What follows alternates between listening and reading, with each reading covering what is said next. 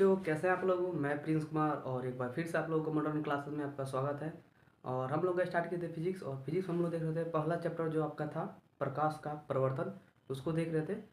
तो पिछले लेक्चर में हम लोग जो भी पढ़े थे उसको एक बार रिवाइज करना चाहते हैं।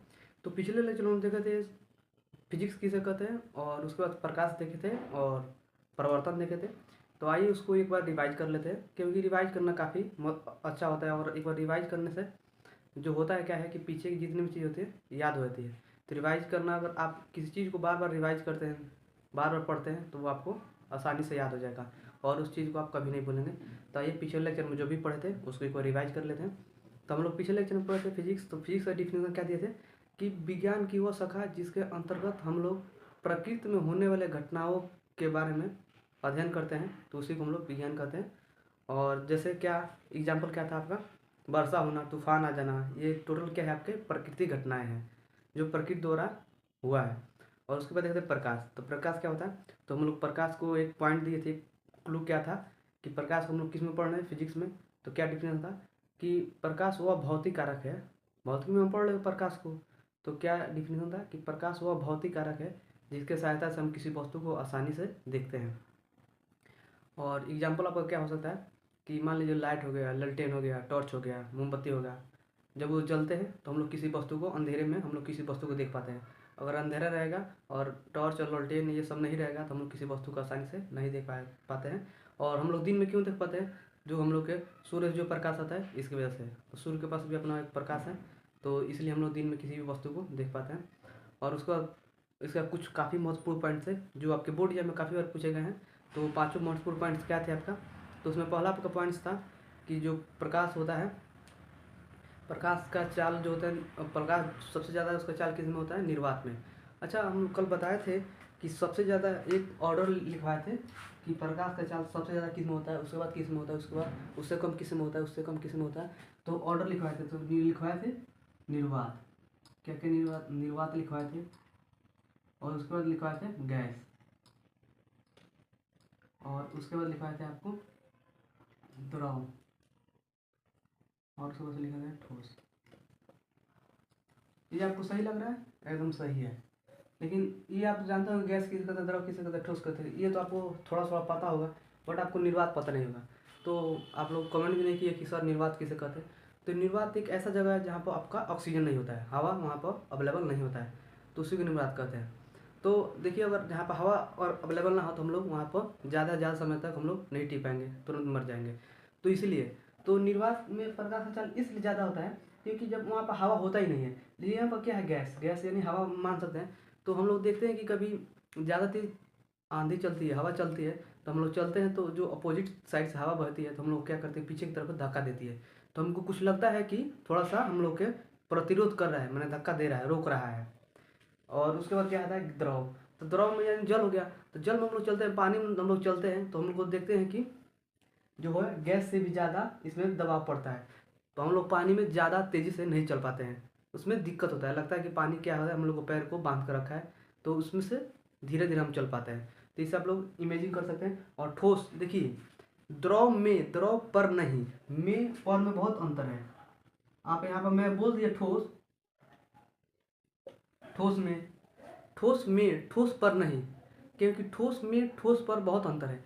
में मन हो गया कि इसके अंदर, इसके अंदर, ये इसके अंदर, ये ना कि इस पर मन हो गया ठोस पर। तो ठोस पर तो कोई चलता है, धरती है ठोस है, इसलिए हम लोग चल रहे हैं तो आसानी से चल पाते हैं। लेकिन ठोस में, ठोस में यानी आपको लोहा हो गया, लकड़ी हो गया, ये ठोस होते हैं। तो क्या इसके अंदर हम चल पाएंगे, कभी नहीं चलेंगे। इसलिए प्रकाश का चाल, प्रकाश के अंदर गति कर पाएगा, नहीं कर पाएगा, जाएगा लड़कर फिर से अपवर्तन हो जाएगा। तो आप लोग इसे पता लगा सकते हैं कि जो होता है ठोस में उसका चाल सबसे कम होता है। तो ये पॉइंट थी। और हम लोग पॉइंट्स क्या जाने थे कि जो होता है प्रकाश का चाल सबसे ज़्यादा निर्वात में होता है। और प्रकाश जो होता है, प्रकाश का चाल जो होता है, अगर किलोमीटर में या मीटर में बताए थे, जो किलोमीटर में आपका होता है वो कितना होता है, 3 लाख किलोमीटर होता है, 3 लाख किलोमीटर होता है पर सेकेंड। और जो मीटर में आपको बताए थे तो 3 × 10⁸ मीटर पर सेकेंड, क्या लिखा था। तो ये आपका जो होता है मीटर में होता है। और एक पॉइंट क्या था कि जो प्रकाश होता है हमेशा सीधी रेखा में गमन करता है। और एक और पॉइंट था आपका, जो प्रकाश होता है चुंबकीय तरंग उसमें होते हैं। और एक काफ़ी महत्वपूर्ण पॉइंट था जो काफ़ी बार आपको बोर्ड एग्जाम पर पूछता है कि प्रकाश एक प्रकार का क्या है। तो प्रकाश एक प्रकार का ऊर्जा है। और इसको जानने के लिए हम एक पॉइंट बताते हैं कि आप कैसे बोलेंगे कि प्रकाश एक प्रकार का ऊर्जा है। तो क्या होता है, हम लोग देखते हैं सोलर से हम लोग क्या करते हैं, दिन में सोलर से सूर्य के प्रकाश से हम लोग सोलर द्वारा हम लोग बैटरी को चार्ज करते हैं। और वहाँ से आप लोग को जान जाएंगे कि ऊर्जा से एक बार हम लोग बैटरी चार्ज किए हैं और वहाँ से हम लोग प्रकाश को शरीर कर सकते हैं। तो इससे हम लोग को पता चल जा रहा है कि ये जो है ऊर्जा भी एक प्रकार का, प्रकाश एक प्रकार क्या है, ऊर्जा है। तो हम लोग पिछले वीडियो में देते परिवर्तन मान जानते हैं वैसे चीज़ जिसे हम लोग पार नहीं कर सकते। इसका मतलब लौट जाना, कहीं से जाकर लौट जाना तो आपका परिवर्तन हो गया। किसी दीवार पर हम लोग बॉल को फेंकते हैं तो क्या होता है, लड़कर फिर से हम लोग के पास आ जाता है। तो क्या हुआ, वहाँ पर क्या हुआ, परिवर्तन हुआ है। तो ये छोटी बात है, आपको पता होगा। और आज हम लोग देखेंगे इसके और अंदर चलेंगे और हमको देखने को क्या मिलेगा, हमको मिलेगा कि ये देखिए, स्टार्ट करने से पहले आपको बता दें कि एक ऑब्जेक्टिव क्वेश्चन आपको कराना चाहता हूँ। आप लोगों को बताइए इसका आंसर क्या होगा, कमेंट बॉक्स में लिखिए इसका आंसर क्या होगा। तो क्वेश्चन क्या है,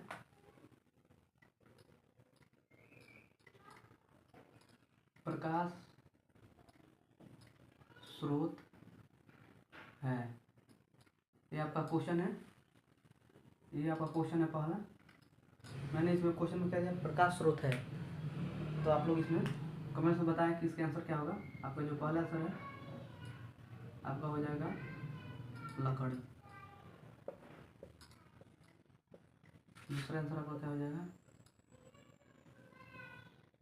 बॉल। तीसरा आंसर आपका क्या हो जाएगा, दोनों। और चौथा आंसर में क्या हो जाएगा, डीलिंग है, नॉन और डील। तो आप लोग इसका आंसर कमेंट में बताएं कि क्या होगा। अगर नहीं आ रहा है तो हम लोग इसको जानेंगे कि प्रकाश स्रोत क्या करते हैं। और अभी हम लोग आगे पढ़ेंगे तो इसको जान जाएंगे। और जानने के बाद आपको ये क्वेश्चन करने में काफ़ी आसानी होगा और करने में भी मज़ा आएगा। अच्छा, एक और क्वेश्चन बनता है आपका कि हमें एक क्वेश्चन दे दिया और एक और क्वेश्चन लिख दिया कि दीप्त पदार्थ है, दीप्त पदार्थ है। आपके ऑप्शन हो जाएगा लकड़ी, बी हो गया लोहा, सी हो गया आपका सूर्य, और डी आपका हो गया नॉन और डी। तो इसका भी आंसर आप लोग कमेंट में बताएं। अगर पता हो तो तुरंत कमेंट करें कि इसका आंसर क्या होगा, नहीं तो हम लोग इसको आगे पढ़ना ही है, उसमें आपको आसानी से पता चल जाएगा कि इसका आंसर क्या होगा। तो ये इस क्वेश्चन को हम लोग मिटा दे रहे हैं और जैसे हम लोग आगे पढ़ेंगे ये आपके सामने आएगा और आप उसमें करेंगे तो आपको काफ़ी अच्छा लगेगा। तो इससे देखिए, ऑब्जेक्टिव क्वेश्चन ज़्यादा इसलिए करा रहे हैं ताकि आप लोग के एग्जाम में जो ज़्यादा से ज़्यादा इस बिहार बोर्ड में किया क्या है, इस 100 ऑब्जेक्टिव दे रहा है। 100 ऑब्जेक्टिव में आपको 50 करना होता है। फिजिक्स मैथ में या जिस भी सब्जेक्ट में, फिजिक्स में आपको तो 80 करके देता है, तो 80 में आपको 40 करना होता है। तो आप लोग देख सकते हैं कि ऑब्जेक्टिव का जो स्तर है काफ़ी ज़्यादा है। तो इसलिए ज़्यादा से ज़्यादा ऑब्जेक्टिव क्वेश्चन करेंगे तो ज़्यादा से ज़्यादा आपका नंबर आएगा। तो इसलिए हम ज़्यादा से ज़्यादा ऑब्जेक्टिव क्वेश्चन करा रहे हैं ताकि आप बिहार बोर्ड में ज़्यादा से ज़्यादा नंबर गेन करें और अपने माता पिता का नाम रोशन करें। तो हम लोग सबसे पहले देखते हैं कि प्रकाश स्रोत होता क्या है। तो प्रकाश स्रोत क्या होता है इसको जानते हैं। हमको हेडिंग क्या है, प्रकाश स्रोत। हमारा हेडिंग क्या है, प्रकाश स्रोत। तो देखिए, स्रोत का मतलब क्या होता है, स्रोत का मतलब क्या होता है, हम लोग गाँव में हम लोग क्या करते हैं, खेत जो पटाते हैं तो हम लोग नहर से द्वारा पटाते हैं, खेत को सिंचाई करते हैं। तो हम लोग कोई पूछ देता है कि जो पानी आ रहा है इसका स्रोत क्या है, तो हम बताएंगे नहर द्वारा हम लोग पानी को ला रहे हैं। स्रोत का मतलब क्या हुआ, जहाँ से हम लोग इसी हो रहा है।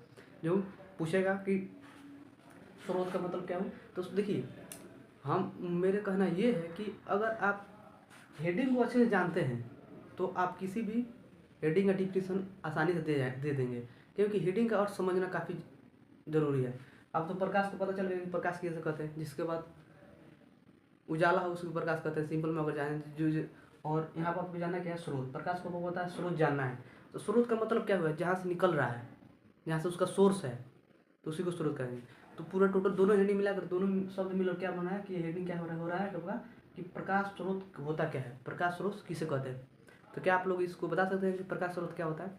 तो आई होप कि आप बता पाएँ, लेकिन ये तो लाइव क्लास चल नहीं रहा है, रिकॉर्ड करके डालेंगे तो इसलिए, लेकिन फिर भी आप लोग सोचे रहिएगा कि प्रकाश स्रोत होता क्या है। तो इसका डिफिनेशन क्या हो सकता है कि वैसे वस्तु जहाँ से प्रकाश निकलता हो, वैसे पदार्थ जिनसे होकर प्रकाश निकलता है, तो उसी को हम क्या कहते हैं, प्रकाश स्रोत कहते हैं। तो क्या है डिफिनेशन कि वैसे पदार्थ जिनसे क्या होता है, प्रकाश उत्सर्जित होता है, निकलता है, तो उसी को क्या करते हैं हम लोग, प्रकाश स्रोत कहते हैं। तो एग्जाम्पल में से पूछ दे कि प्रकाश स्रोत की एग्जाम्पल क्या हो जाएगा, तो एग्जाम्पल में क्या हो जाएगा,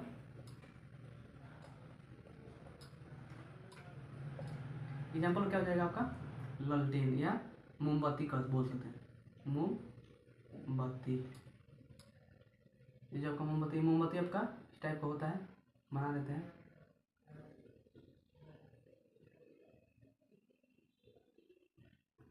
आपका मोमबत्ती यहाँ पे जल रहा है, तो यहाँ से क्या हो रहा है, प्रकाश क्या होता है, उत्सर्जित हो रहा है, निकल रहा है, इसका यही स्रोत है। यहाँ से प्रकाश निकल रहा है, इसका मतलब स्रोत हो गया। तो इसका एग्जाम्पल ये सटीक बैठ रहा है। और एग्जाम्पल देना चाहेंगे तो बल्ब कर सकते हैं, जलता हुआ बल्ब, क्या हुआ, जलता हुआ बल्ब। जब ये जलता है तो यहाँ पर देखने को क्या मिलेगा कि यहाँ से हम लोग क्या बोला, प्रकाश निकल रहा है, तो ये आपका प्रकाश स्रोत हो गया। तो डिफिनेशन क्या कर सकते हैं, वैसे पदार्थ या वैसे वस्तु जिनसे प्रकाश उत्सर्जित होता है, निकलता है, तो उसी को लोग क्या कहते हैं, प्रकाश स्रोत कहते हैं। तो आप लोग चाहेंगे तो डिफिनेशन लिख सकते हैं। डिफिनेशन क्या लिख सकते हैं कि वैसे पदार्थ या वस्तु या जो भी हो जिससे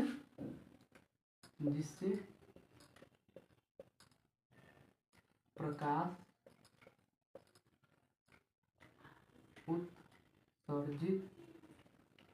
उत्सर्जित होता है, कि क्या कहते हैं उसको, प्रकाश स्रोत कहते हैं। वैसे पदार्थ या वस्तु जिनसे क्या होता है, प्रकाश उत्सर्जित होता है, उसी को हम लोग क्या बोलते हैं, प्रकाश स्रोत बोलते हैं।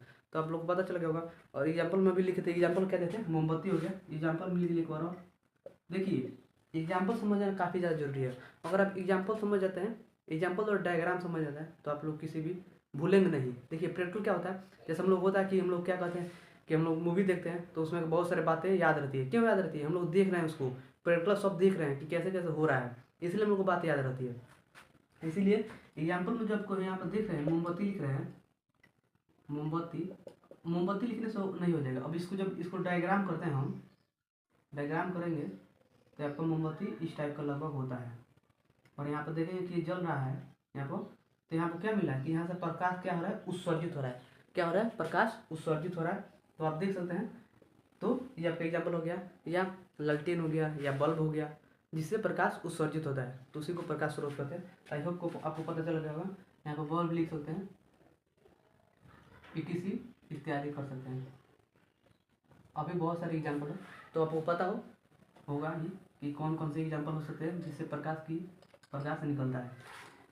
तो आई होप कि आपको पता चल गया। इसको एक बार स्क्रीनशॉट ले लें। एग्जाम्पल आपको क्या था, मोमबत्ती था, ललटेन था, बल्ब था, ईटीसी कर सकते हैं हम। देखिए अब हम लोग एक और चीज़ इसमें चल रहा है। अभी इसको हम लोग फिलहाल में रोके हुए हैं, क्योंकि अभी इससे जो पहले है ना, काफ़ी चीज़ पढ़ना है। जैसे यहाँ पर आपका आगे आ जाता है किरण। किरण किसे कहते हैं, आपका आएगा किरण। किरण किसे कहते हैं, तो क्या होता है कि अच्छा, इस समय बहुत सारे बच्चे, हम भी देखे हैं, मीम्स देखते हैं जो यूट्यूब पर छोड़ते हैं कोई कोई बच्चे, तो बच्चे इसमें अनोखा अनोखा जवाब दे रहे हैं। जैसे एक मैंने देखा था, मीम देखा था, उसमें लिखा था कि क्वेश्चन था कि 1950 पर प्रकाश डाले। तो बच्चों ने क्या किया था कि 1950 लिखकर, और यहाँ पर एक टॉर्च बनाया था ऐसे, और इस पर प्रकाश डाल दिया था। तो ऐसे ऐसे बच्चे हैं। तो हम आपसे पूछें किरण किसे कहते हैं, तो आप लोग ये ना कहिएगा कि किरण एक लड़की का नाम है और उसे हम हमारे कोचिंग पढ़ती है और काफ़ी अच्छी है, कल ये वो पहन के आई थी, कल ये खा रही थी, वो कल चाउमीन खा रही थी। तो ये सब चुतियागिरी आप लोग ना लिखें, आप लोग तो ऐसे ऐसी चीज़ें ना लिखें। अब मैंने बोल दिया किरण किसे कहता था, आप ये मत बोलिएगा कि किरण एक लड़की का नाम है और वो मेरे कोचिंग में पढ़ती है या मेरे स्कूल में पढ़ती है और काफ़ी अच्छी है, काफ़ी सुंदर है। तो ऐसे ऐसे ये करेंगे आप लोग, बकचोदी करेंगे तो उसी में रह जाएंगे।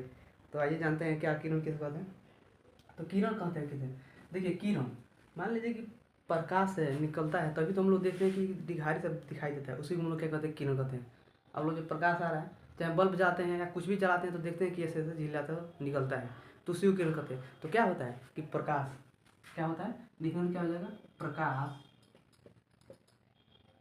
जिस पथ, पथ यानी क्या होता है, रास्ता पर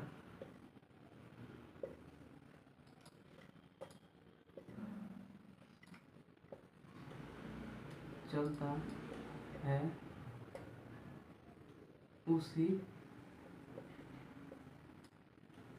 रास्ते को, उसी रास्ते को क्या कहते हैं, किरण कहते हैं। प्रकाश जिस रास्ते पे गति करता है, प्रकाश जिस रास्ते पे गति करता है तो उसी को हम लोग क्या कहते हैं, किरण कहते हैं। जैसे होता है कि सूर्य होता है, यहाँ पर सूर्य होता है, यहाँ पर सूर्य हो गया, इसमें जो प्रकाश निकल रहा है यहाँ से, ये आपका सूर्य है, यहाँ जो प्रकाश निकल रहा है तो देखते हैं कि यहाँ पर आपका ये सब बना रहता है। ऐसे इमेजिंग करेंगे तो ये जो इसी को किरण कहते हैं, जो निकल रहा है इसी को किरण कहते हैं। तो प्रकाश द्वारा जिस पथ पर ये गति करता है तो उसी को प्रकाश के बोल सकते हैं कि प्रकाश के रास्ते को हम लोग क्या कहते हैं, किरण कहते हैं। प्रकाश द्वारा जो किरण उत्सर्जित होता है तो उसी को हम लोग किरण कहते हैं। तो इसे लिख देते हैं।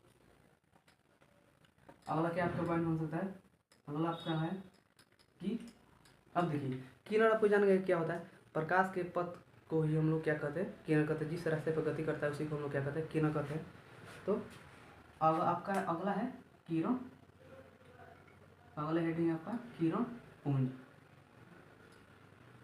देखिए मैं एक बार और बताना चाहता हूँ कि मैं क्या बोला था कि सबसे पहले अगला आप लोग इसको अच्छे से जानते हैं, हेडिंग को आप लोग अच्छे से समझेंगे तो उसका डिफिनेशन आसानी से आप निकाल लेंगे।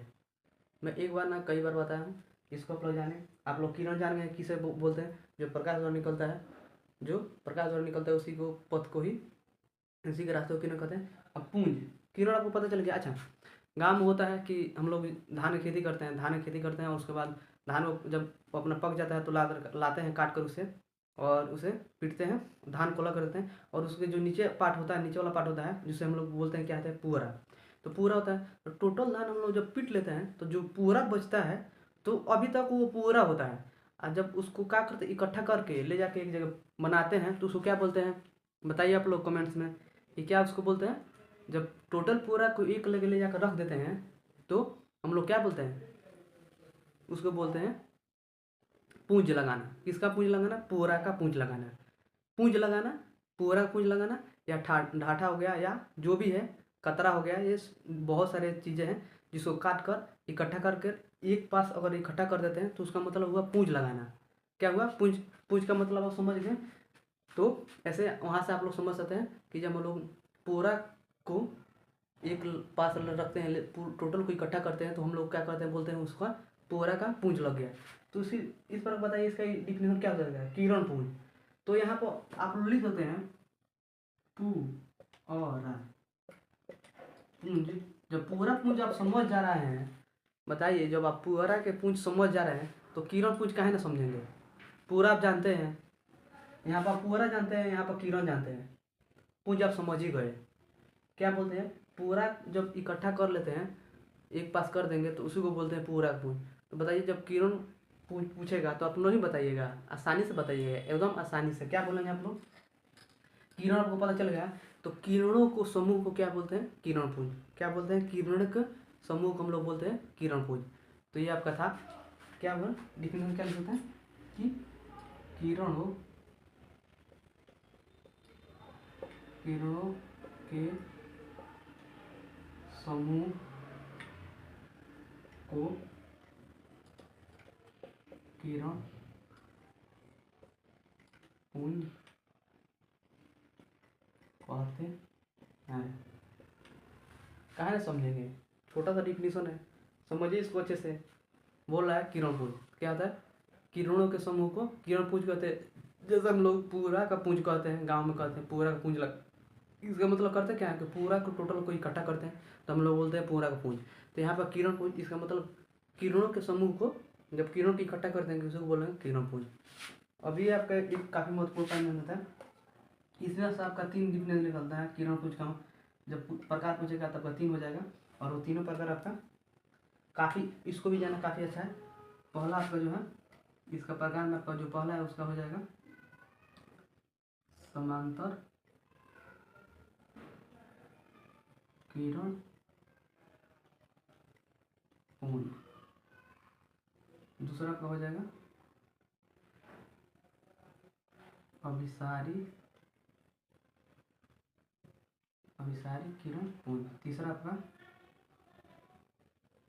अपसारी किरण पुंज। अच्छा, यहाँ पर आप देख रहे हैं कि कंटिन्यूटी चलते जा रहा है। सबसे पहले पढ़े थे किरण, तो किरण जब जान गए तो उसके बाद आया किरण के साथ पुंज जुड़ गया, तो यहाँ पर किरण पुंज को भी जान गए। अब देख रहे हैं कि समांतर साथ किरण पुंज जुड़ा है। तो ऐसे तो जब आप समांतर को जान जाएंगे तो आपको किरण पुंज पता है किसे कहते हैं। यहाँ पर किरण पुंज किसे कहते हैं, किरणों को समूह को किरण पुंज कहते हैं। तो अब इसके आगे जुड़ गया है, ऐड क्या हो गया है, समांतर। अब बताइए समांतर को नहीं जानते किसे कहते हैं, जिसमें समान अंतर हो, जिसमें क्या हो, समान अंतर हो। तो किसमें, किरण पुंज माने किरणों को समूह को, से किरण का समूह क्या हुआ, तो मतलब ज़्यादा से ज़्यादा किरण हो गए। तो यहाँ से देखिए ये तो आपका किरण का समूह हो गया। अब पूछा समांतर, समांतर इसका मतलब किरणों के समूह जो समांतर हो उसी को समांतर किरण पुंज कहते हैं। माने वैसे किरण जो समांतर हो तो उसी को समांतर किरण पुंज कहते हैं। कैसे हो, समांतर हो, जिसमें एक दूसरे के बीच में समान अंतर हो, एक दूसरे के बीच में समान अंतर हो, तो उसे क्या बोलते हैं, समांतर किरण पुंज। देखिए कोई भी डिफिनेशन आसानी से पढ़ बता देंगे, कब बताएंगे, जब आप इसको जानेंगे, इसका मतलब जानेंगे तब जाकर हो जाएगा। सबसे पहले आप लोग किरण पुंज जान जाएंगे, किरण पुंज इसका मतलब किरणों का समूह। तो ये आपका टोटल क्या हुआ, किरणों का समूह हो गया ना, 1 2 3 4 5, मैंने 2 से 3 से 4 5 हो गया, आपका पुंज हो गया, समूह बन गया। तो यहाँ पर आपको समूह दिख गया। अब इसका आगे ऐड क्या है, समांतर। तो जब समान अंतर दिखाएंगे एक इसके बीच में, एक दूसरे के बीच में, किरण के बीच में, तो ये आपको समांतर किरण पुंज जाएगा। तो क्या होगा, वही आपका समांतर किरण पुंज होगा। तो आपका जो पहला हेडिंग है आप लोग उसको डालेंगे, पहला हेडिंग क्या है उसको समझेंगे काफ़ी अच्छे से। आई होप कि आपको समझ में आ गया होगा कि समांतर किरण पुंज किसे कहते हैं, लेकिन फिर भी एक बार और दिखाना चाहते हैं उसका डिफिनीशन। जो आपका पहला था क्या था, समांतर किरण पुंज। आप किरण पुंज जान गए हैं, किरणों को समूह को किरण पुंज कहते हैं, और समांतर कह रहा है, इसका मतलब क्या होगा,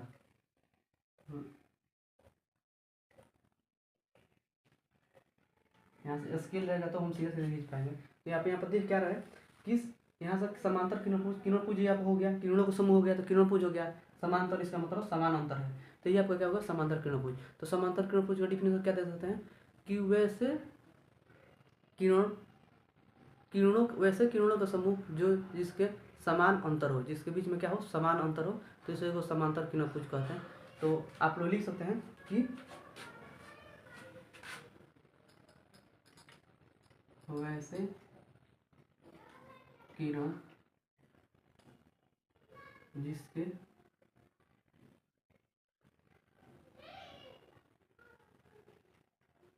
बीच में समांतर हो तो उसे समांतर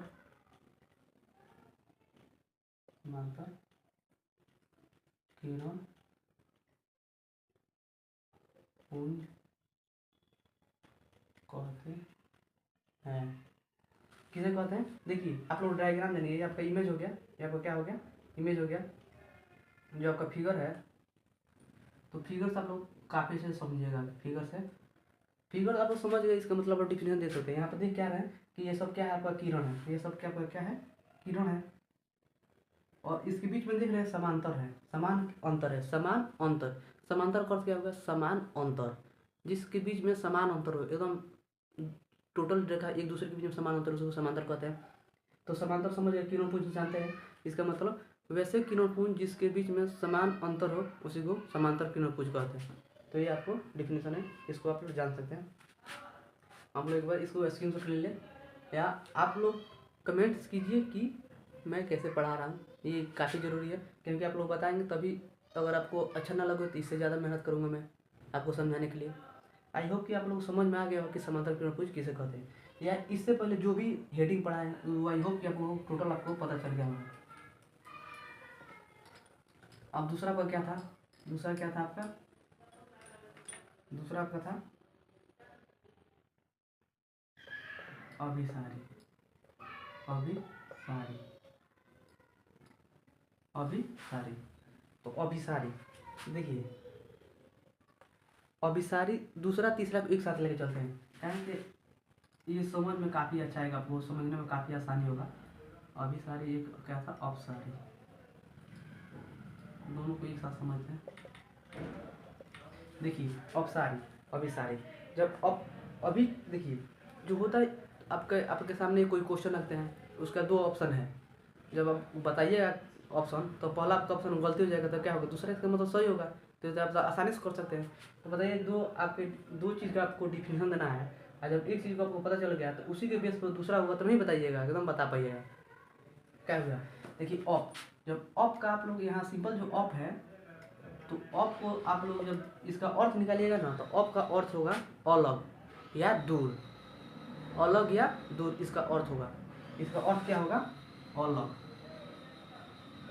अलग या दूर कह सकते हैं, दूर। और अभी का मतलब, अभी का मतलब कह सकते हैं ताज़ा, मैंने अभी आ रहा है। तो यहाँ पर सिंपल है, अभी सारी, अपसारी, सारी मैंने क्या होगा, सारे, किरण पुंज मैंने किरणों के समूह को। तो आप लोग डायग्राम क्या देखेंगे, देखिए डायग्राम, अप मैंने अलग, अप मैंने अलग, सारी मैंने सारे एक जगह। तो आप यहाँ पर देखेंगे जो है किरण, यहाँ पर देखेंगे आप,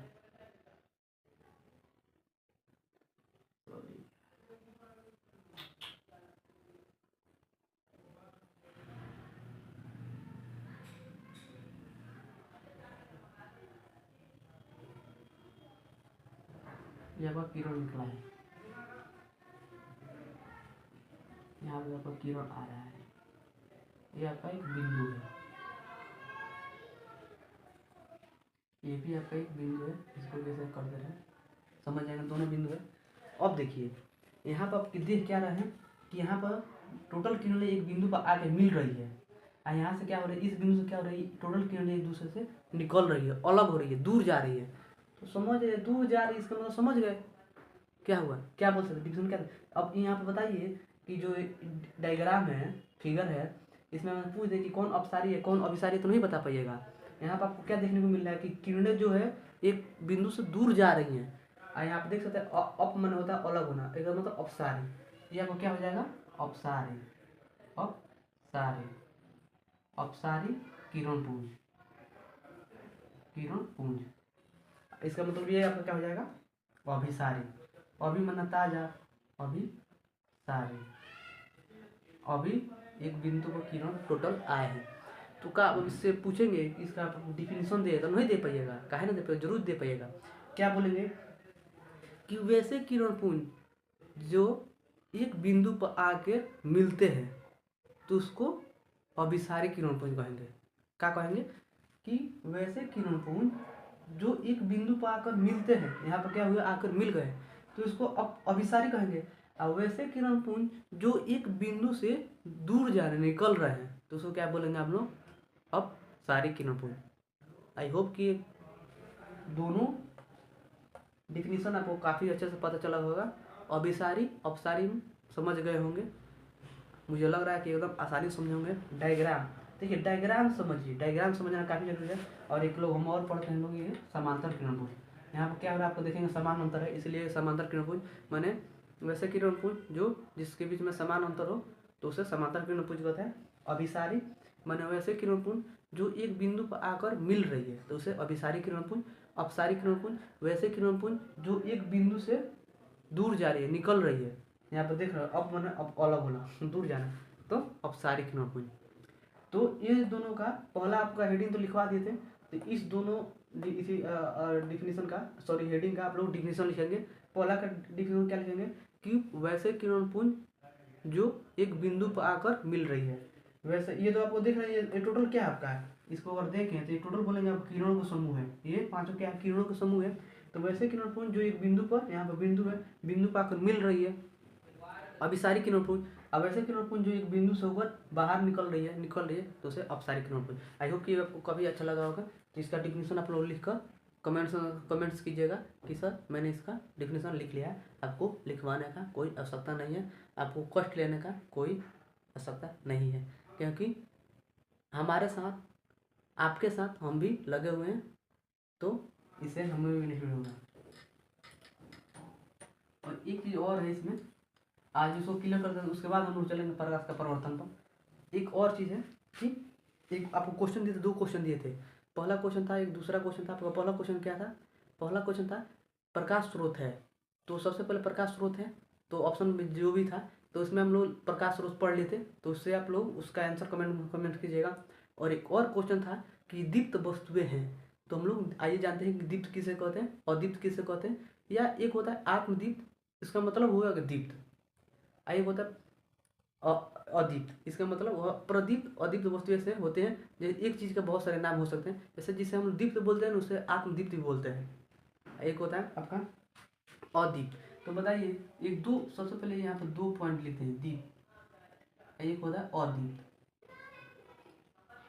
यहाँ पर आप देखेंगे क्या मिलेगा, इसका मतलब ये कह रहा है हाँ, ये कह रहा है नहीं। कहीं कहीं आप ऐसे ऐसे शब्द मिलते हैं जहाँ और लग जाता है ना, तो उसका मतलब होता है नहीं, उसका मतलब क्या होता है नहीं। बहुत सारे शब्द हैं, तो आपको पता चल गया ये हुआ था दीप, ये अदीप। ये जो है ना, ये छोटे छोटे हेडिंग जितने हैं ना, ये आपके डिफिनीशन नहीं पूछता है, इससे आपके बोर्ड एग्जाम में ऑब्जेक्टिव क्वेश्चन पूछता है। तो इसलिए इसको आप लोग इग्नोर ना करें। जितना भी हेडिंग लिखवाएं प्रकाश से रिलेटेड उसको आप लोग इग्नोर ना करें, आप लोग जाकर देखें प्रीवियस ईयर सब क्वेश्चन पेपर खोलें, कहीं ना कहीं आपको जरूर ये क्वेश्चन आपको देखने को मिलेगा। जैसे एग्जाम्पल पूछता है कि सूर्य है, ऑप्शन देगा दीप अदीप दोनों, इनमें से कोई नहीं। तो आप दीप्त वस्तु या अदीप्त वस्तु जानेंगे, पदार्थ जानेंगे तभी तो आपको पता चलेगा कि कौन सा दीप्त पदार्थ है, कौन सा अदीप्त पदार्थ है, या कौन दीप्त वस्तु है, कौन अदीप्त वस्तु है। आप इसको जानिए, ये कह रहा है दीप्त, ये कह रहा है अदीप्त, इसका मतलब ये कहना चाहता है हाँ, ये कहना चाहता है नहीं। दीप्त, दीप्त का मतलब अगर समझेंगे अच्छे से तो आप लोग आपको पता चलेगा। तो आइए हम जानते हैं कि दीप्त पदार्थ किसे कहते हैं। हेडिंग क्या है, लास्ट और पढ़ाएंगे, दीप, इस तरह लिखा जाएगा, सॉरी इसी तरह लिखा जाएगा दीप पदार्थ, या इसी को लिख सकते हैं आत्मदीप, दीप पदार्थ। तो ये आपका हेडिंग हुआ, ये आपको, तो ये आपका क्या है, दीप्त वस्तु में चाहे दीप्त पदार्थ। तो वैसे पदार्थ जिनके पास खुद का प्रकाश हो तो उसी को क्या बोलते हैं, दीप्त बोलते हैं। और वैसे वस्तुएं जिसके पास खुद का प्रकाश नहीं हो उसे अदीप्त वस्तु बोलते हैं। नहीं समझ में आया? मैंने वैसे वस्तु जिसके पास खुद का प्रकाश हो उसे दीप्त, और जिसके पास नहीं है उसे अदीप्त। अ का मतलब होता है नहीं, इसका मतलब जिसके पास प्रकाश नहीं है उसे अदीप्त, जिसके पास प्रकाश है उसे दीप्त। तो अब बताइए जो हम ऑब्जेक्टिव क्वेश्चन दिए थे वो आप क्वेश्चन नहीं कर पाएंगे। क्वेश्चन क्या था कि दीप्त वस्तु इसमें से है, ऑप्शन था लकड़ी, लोहा, सूर्य, इनमें से कोई नहीं। तो क्या होगा, किसके पास प्रकाश है, सूर्य के पास, तो हो जाएगा आपका आसानी से। ऐसे ऐसे क्वेश्चन आते हैं आपके बोर्ड एग्जाम में, काफ़ी इजी क्वेश्चन आते हैं, तो आप लोग जानेंगे तभी जाकर होगा। तो दीप्त वस्तु किसे कहते हैं, दीप्त पदार्थ किसे कहते हैं, तो वैसे पदार्थ जिसके पास खुद का प्रकाश हो तो उसे दीप्त पदार्थ कहते हैं। जैसे एग्जाम्पल आपका क्या हो जाएगा, एग्जाम्पल आपका क्या हो जाएगा, सूर्य, तारा, जोनी कह सकते हैं, जोनी। जोनी क्या होता है, हम लोग देखते नहीं रात में कभी कभी निकलते हैं, गर्मियों के दिन में रात निकलते हैं, जो उसके पीछे ही से लाइट निकलते हैं, तो क्या होता है उसके पास खुद का प्रकाश है। तो ऐसे ऐसे एग्जाम्पल इसी से कर सकते हैं। तो आप हेडिंग लिखना चाहते तो लिख ले, हम काफ़ी लिख दिए हैं, लिखने में मन नहीं कर रहा है। वैसे लिखने का मन क्यों नहीं कर रहा है, लिख लेंगे, लेकिन छोटा सा हेडिंग लिख क्या है, आप लोग भी लिख सकते हैं अपने मन से। वैसे पदार्थ जिसके पास खुद का प्रकाश हो उसे दीप्त वस्तु कहते हैं। जिसके पास खुद का प्रकाश हो, या आप लोग ये एग्जाम्पल समझ सकते हैं। सूर्य के पास क्या है, खुद के प्रकाश है। तारा के पास खुद के प्रकाश है। जूनी के पास खुद के प्रकाश है। तो वैसे वस्तु जिसके पास खुद का प्रकाश हो उसे दीप्त वस्तु है। और अब बताइए, जब दीप्त जान गए तो अदीप्त नहीं जानिएगा। हाँ, अदीप्त अदीप्त जानने में क्या दिक्कत है। अ का मतलब आप जानिएगा क्या होता है। अ का मतलब अदीप्त पदार्थ, अदीप्त। और माने दीप्त माने जिसके पास खुद का प्रकाश हो। और लग गए, इसका मतलब खुद का प्रकाश ना हो तो क्या हो जाएगा। वैसे वस्तु जिसके पास खुद का प्रकाश नहीं हो, इसका मतलब अ माने नहीं हो, इसका मतलब वो आपका अदीप्त वस्तु हो गया। जैसे हो गया लकड़ी, इसमें तो आप पकड़ सकते हैं, लकड़ी, लोहा या चंद्रमा कह सकते हैं। देखिए, चंद्रमा के बाद खुद के पास का प्रकाश नहीं होता है। रात में वो लोग जलता है, आप लोग बोल सकते हैं कि रात में जलता है। अरे रात में वो उजाला करता है, क्या होता है, दिन में सूर्य से जितना किरण अवशोषित करना होता है करके उसके बाद रात को अपना उजाला करता है, तो उसके बाद खुद का प्रकाश नहीं होता है। इसी इसी से कर सकते हैं। तो इसको आप जानते रहिए, यहाँ से ये क्वेश्चन आपको गड़बड़ी कर सकता है। ये पॉइंट जो चंद्रमा है, ये आपका पॉइंट आपको गलत दिला सकता है। ये तो आप देख ही सकते हैं, लकड़ी या लोहे के पास आपका प्रकाश नहीं होता, लेकिन चंद्रमा के पास होता है। लेकिन ये तब भी ये क्या है, अदीप्त है, क्योंकि ये दूसरे से प्रकाश लेता है। तो इसको आप लोग याद रखिएगा। तो आई होप कि ये वीडियो आपको काफ़ी अच्छा लगा। अगर वीडियो अच्छा लगा तो लाइक कीजिए प्लीज़, कमेंट कीजिए, शेयर कीजिए अपने दोस्तों के बीच। धन्यवाद।